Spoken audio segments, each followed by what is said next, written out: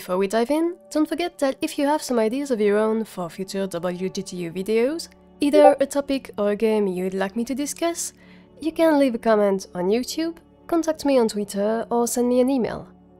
I think it's really cool we can build this series together, so feel free to share your thoughts. And with that said, let's dive in. In the last episode, when we discussed empathy, we focused on artworks where the players embody a specific hero or group of heroes, and therefore need to relate to pre-existing backstories and personalities. And when you think about it, lots of video games rely on this idea. The Mario or Sonic platformers had you play as the mascot, lots of action RPG and beat 'em up are carried by a cocky and over-the-top hero or heroine, and world-renowned series like Mega Man or Metroid are tightly linked to their main protagonist. But on the other hand, plenty of other games take a different route and decide either to not really show your character, so that you can picture he or she the way you want, or give you a detailed character creation phase to specify how your hero looks and who you will enter this world as. And then those games usually let you influence the personality of your character later on, at a more or less granular scale, so that you can maintain this constant relationship with your on-screen avatar. That's typically something that only an interactive and adaptive medium like the video game can do. Movies or books can't really let you choose who the main hero is going to be, because the authors crafted their story based on those specific people, and how they react to the events. Part of the artwork's integrity depends on the characters being and doing what they're supposed to. And yes, let's be honest, the interactive movies or the books where you're the hero are often more like games than traditional storytelling. But so, how can this additional layer of customization be beneficial to the player-to-character empathy? Well, let's study this with a video game that to me relies a lot on it: Star Wars: The Old Republic. Before I actually talk about this game, let me just pause the video for 1 second and say something. I know that there are plenty of RPGs and games that allow you to customize your character and that you might consider appropriate for today's topic. But truth be told, I think that it's one of the main original points of this particular game.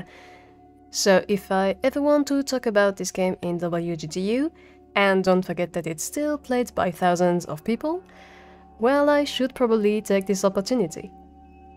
Anyway, let's resume.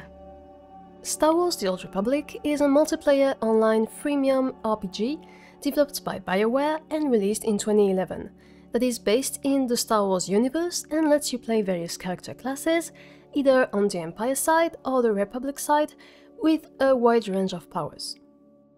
Each class has its own main questline, a tailored epic series of missions that tell a unique story and are just a real pleasure to play through.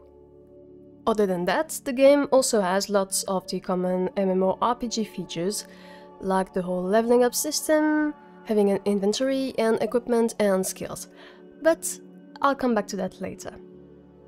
So the initial character creation allows quite a lot of variations. Although the game has some in-game purchases to convince to further widen your options, the included ones already offer a lot of possibilities. And since there are going to be plenty of cutscenes with close-ups, this time the face you make for your avatar actually has a real impact. So basically when you start your adventure, you're gonna be able to choose which faction you're in, what race you are, what class you'll play, and of course what appearance you want for your avatar. Now, of course, if you create the second character with the same class as the first one, the overall storyline will be the same. But as is quite common in RPGs nowadays, your hero will evolve gradually as you play, and you'll regularly have the choice between various dialogues to better define his personality. So even if the grand story is the same, you'll be able to go differently about many scenes, and you'll also get to develop diverse relationships with your crew. And since some NPC relationships and story branches permanently close with your decisions, you could leave a brand new segment of history with your new character. Even the gameplay itself can change, since you'll learn new powers, choose different techniques, have a different skill tree, and perhaps pick a different subclass at the very beginning. As one of its core RPG systems, the game offers a light-dark morality spectrum similar to what some of its predecessors like Dungeons & Dragons or Fable had already done earlier.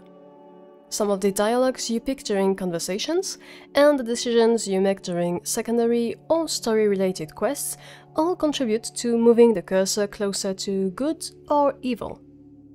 Throughout your journey, you'll gradually accumulate more and more points on each side, which can either cancel out to a globally neutral alignment or contribute to your light/dark personality. And it's also interesting to note that it's not because you're on the Empire side that you have to be full dark or totally light aligned if you're part of the Jedi. There's a separation between the faction and the character's morality. The game will accept these uncommon morality choices, and it will even reward you with different companion reactions and relationships depending on the path you choose to walk. So this whole system is pretty cool because it lets you play the character as you want, with minimal exterior constraints, which is always excellent in terms of projection. Now, to be honest, I find that the game doesn't have an infinite replay experience, partly because of this focus on the storylines that are well written and very engaging, but that eventually end at one point.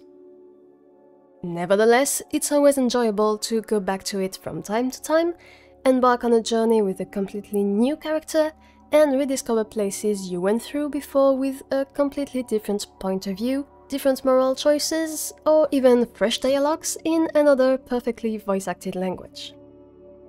With Star Wars: The Old Republic, you'll get a classic empathy via customization game trope, where your avatar carries you on the story just as much as the narration, just because you feel like it's you, and she or he evolves alongside you as a player.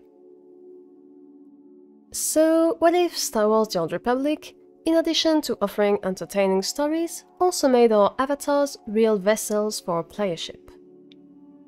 And please tell me in the comments, aren't you just fond of the little pirouettes the enemies make when they're down, even if they sometimes end up the head in a crate? I really hope you enjoyed this video and all the recent ones that I've done about video games and empathy. It was really interesting to dive a bit deeper into a topic, and I might do this again in the future. But for now, let's close this mini-series and shift gears to talk about something else next time. Anyway, in the meantime, don't forget to like and share the video if you liked it, to subscribe to the channel, and to turn on the notifications to not miss the next ones. Of course, if you have any other idea of games that tell us something without us noticing, feel free to go ahead and tell us in the comments. As always, thanks a lot for watching, and stay tuned for the rest of this series.